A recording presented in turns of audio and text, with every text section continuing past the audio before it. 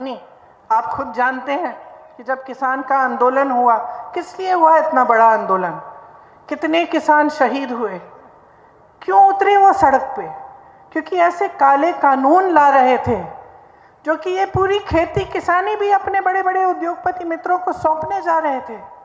आपको अपनी जमीनों पर हक, अपनी खेती पर हक, वो सब बिगाड़ने जा रहे थे। और झुके, जरूर झुके, लेकिन ये भी समझ लीजिए बहनों और भाइयों, कब झुके? चुनाव से पहले झुके।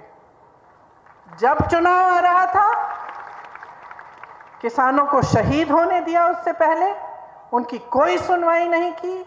सड़क पे बैठे हुए थे, खाना नहीं था, पानी नहीं थी, सर्दी थी, मुझे याद है उस समय किसी ने बात तक नहीं की उनसे। बात तब होनी शुरू हुई जब चुनाव सामने आ रहा था। तब तक हमने खुद आंदोलन किया। लखीमपुर खीरी में किसानों को अपनी जीप के नीचे कुचलने वाले मंत्री के बेटे को उन्होंने बचाया, और वो मंत्री उनके साथ मंच पर बैठता था। कुछ नहीं किया। तब किया जब तुम चुनाव आने लगे। तो आप सोचिए, किसानों ने आंदोलन किया, क्यों किया?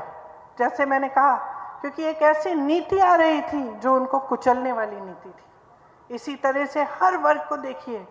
आप महिलाओं की बात कर रहे हैं, सब कर रहे हैं आजकल, क्योंकि आजकल नेता भी समझ गए हैं कि महिलाओं का वोट बहुत कीमती है, इसीलिए अब सब महिलाओं की बात कर रहे हैं। लेकिन महिला आरक्षण की बात सबसे पहले किसने की? सालों पहले कांग्रेस पार्टी ने की। महिलाओं को आरक्षण किसने दिए? पंचायतों में सबसे पहले कांग्रेस पार्टी ने दिए। और इन्होंने एक ऐसा कानून पास किया है जो 10 साल तक ये कहते हैं लागू नहीं होगा। क्या करेंगे हम इस आरक्षण का, अगर 10 साल हमें रुकना पड़ेगा इसके लिए?